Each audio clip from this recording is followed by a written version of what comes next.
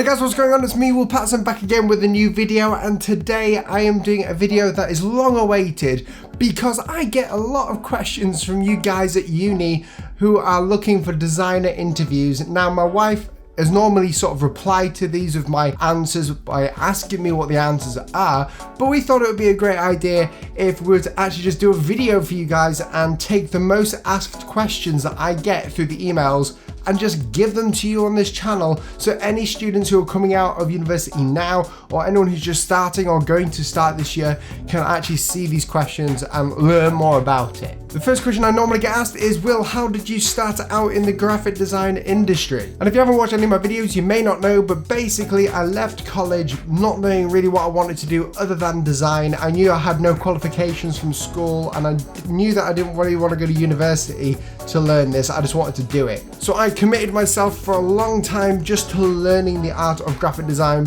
by reading books, looking online, and whilst I was doing that, looking at videos and stuff and learning these things, I was doing client work or fake client work. And the fake work that I would do, I would put in a portfolio so I would show other people. I would also put things on Instagram at the start just to show people what I could do. And from there, people found my work, they liked my style and hired me. The second question I normally get asked is, do I think that you need to go to university to be a hireable designer? Now, you could be the best designer on the planet. You could come up with the craziest concepts that work really well, but if you don't have the experience, then I think you're going to lack the hireability. A lot of the times we think that university will get us hired into freelance work, so it will prove to contractors or companies that want to use you as a freelancer that you can do the job. But in reality, it's kind of the opposite. The reality is that if you're a freelancer or want to be freelancer, you need to have experience with other clients, and you get that from working up. And you do that by putting out fake portfolio projects to show what you're good at. But what I would say is that if you are getting a degree or in university or college,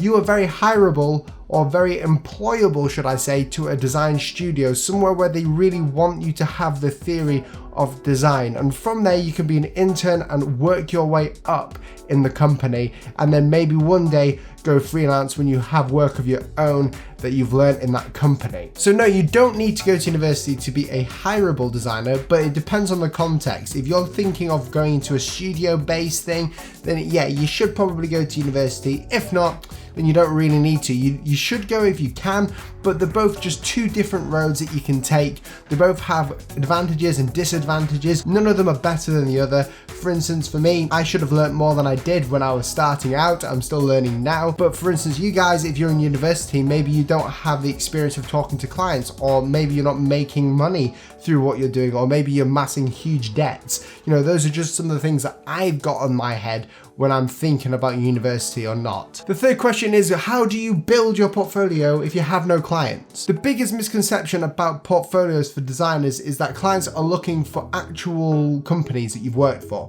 They're not. Your portfolio is designed to show off your skills and what you can do for a company. Regardless of whether it's for a real company, if they like your work and if you want to be hired as a freelancer to a certain company for a certain amount of time, or if you want to be hired as a studio, you should maybe think about just doing fake projects. For instance, you can go online and you can type in fake client briefs for graphic design or branding or logo design, and it will give you a brief, and you can work on that brief, and you can get other people in on board as well to help you out if that's something that you want to do. Is it damaging to do free work for a client to build your portfolio? Now, there are a couple of ways you can think about this, because I think sometimes it can be damaging to you, because sometimes you may need the money. So that's one point. It depends how much time you're doing it for. It depends who you're doing it for. For instance, if I was doing some work for a charity, it would be slightly different. I might not charge them and just put all the work on the portfolio. But if it's a company like Nike and they just want me to do something for free for no reason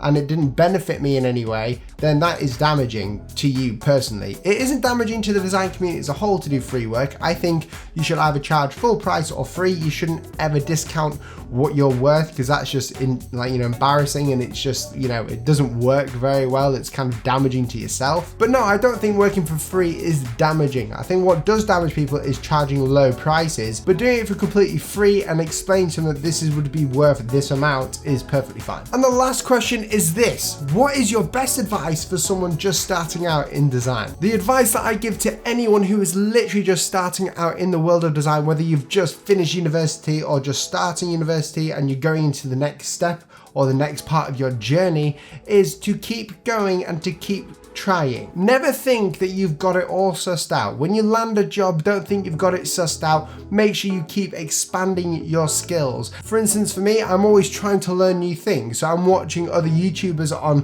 YouTube. I'm taking part of Skillshare courses. I'm doing other things like that because I'm able to learn more. The more you know, the more power you have in the work that you do. I would also think about specializing in a certain area of design. Don't spread yourself too thin as well, because too many times we get designers who just spread themselves way too thin in the community and they can do anything. They're sort of a master of all trades, and no one's going to look at you and want to hire you if you're a master in all trades, because it just genuinely does not work. But if you were to think of brochure design, you wouldn't think of me, but if you thought of logo design, you would think of me. Now that's the same with clients. When they pop onto my website, they think of logo design, or if they think, we need some new branding, they may think of me or some other designer that does specifically logo designs as a speciality. Anyway guys, I hope you enjoyed those questions and I hope I answered them for you. If you have any other questions, leave them down below. And I just want to give a huge shout out to the sponsor of this video, FreshBooks. FreshBooks is a cloud accounting service where you can gather up all your expenses, send invoices and get paid faster. I've been using FreshBooks way before they were sponsoring me on this channel